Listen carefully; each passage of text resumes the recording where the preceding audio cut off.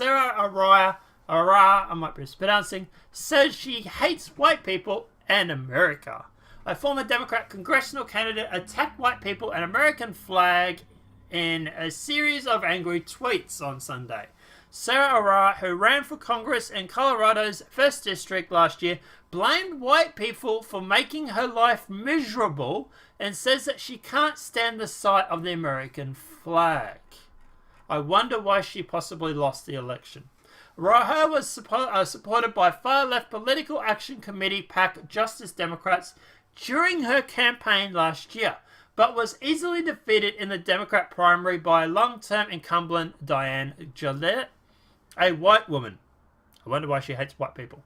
After the primary defeat, Rao said that she was ready to give up on white people, blaming them for her loss. Before her loss, Rao also wrote an open letter in the Democratic Party in Huffington Post, ripping them for not doing enough to combat racism. So in other words, it's everybody else's fault but hers, right? You've taken my love, my money, my tokenism with nothing anything in return, she said. You continue to call angry white men who commit mass murder lone wolves, but if someone who likes me screams Allah and fires a gun, it's terrorism. Really? The New Zealand shooter wasn't listed as a terrorist by every mainstream publication out there? The synagogue shooter over in I think it was in New York, was he not called a terrorist by every media publication out there? It's actually funny because we're seeing it the other way around. We're actually seeing more mental illness when it comes to people screaming Allah Akbar, but when it comes to the whites who go through and who do mass shootings, who are clearly insane, by the way, listed as terrorists. But anyway, I think both of them are terrorists. How's that? How's that for your identity politics? They're both scumbags. But anyway. Roe recently found a club called Race to Dinner, where she invites white women throughout the country to join private dinners in order to bear witness to the pains of black and brown women. It's me victim narrative, isn't it? It really, really is. So at the end of the day, yeah. Me victim narrative. Me need me victim currency. I didn't win because I didn't have enough victim points. Give me some more victimies. I want more victimies. Victimy currency. And that's what it is. It's victim blaming. It's blaming everybody else for her losing the election. Maybe people didn't like you because you're hate-filled. Maybe people didn't like you because at the end of the day, you're blaming half the population, or actually most, overwhelming majority of the population, or at least the majority of the population, as saying that you hate them. Maybe a whole bunch of white people who would have voted for you sat there and thought, you know what? She doesn't like white people.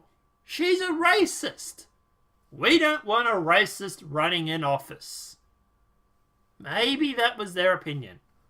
And maybe that's why you didn't win the election. Maybe some of that toxic racism that you're holding into your little dear heart there, Saira Rao, maybe you need to just live a little and love. Be free. That'll just, stop being a, big cunt sort of thing. But let me know what your thoughts are in the comment section below. We should probably join these two stories together, actually, so I might do that. Seth Moran says Stacey Abrams would have won the American wasn't a racist country. Democrat Massachusetts Republican Seth Moran claimed during a CNN town hall event Sunday night that Stacey Abrams would be governor of Georgia if America wasn't a racist country.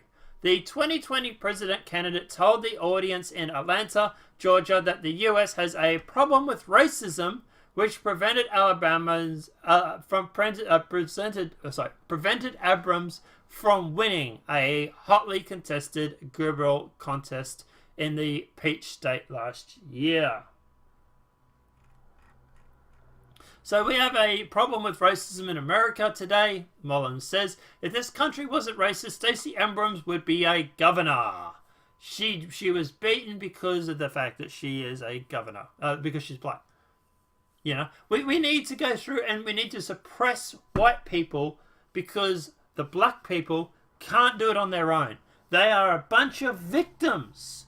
And that in itself should show you how racist people are. If you're sitting there thinking that a minority of people cannot do something on their own because at the end of the day, they're oppressed because they can't do it on themselves. Really? That's not racist to you? Candace Owens seems to be doing a good job right now. Candace Owens seems to be popular right now. Guess what? There is a big difference between there's a big difference between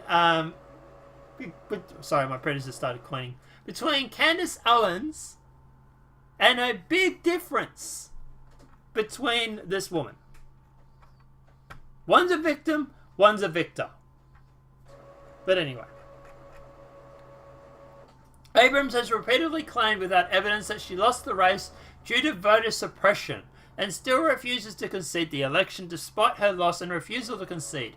Abrams is considered a rising star in the Democrat Party, which really says something about the Democratic Party. The former Georgia state lawmaker gave the Democrats' response to President Trump's State of the Union speech early this year. Abrams has expressed interest in running for office again, including a president candidate in 2020. She's also been rumoured as a potential running mate for whoever wins the nomination, something she said she was open to last month. Look, at the end of the day, to me, this is just someone who's going through and is just being a victim. That's all it is. You can't handle this because you're a victim. I lost. Oh, boo-hoo. Get the hell over it. You lost. Concede. Look upon yourself. Realize why people didn't vote for you. And maybe do some self-improvement. That would be my suggestion. But I don't know. Let me know what your thoughts are in the comment section below.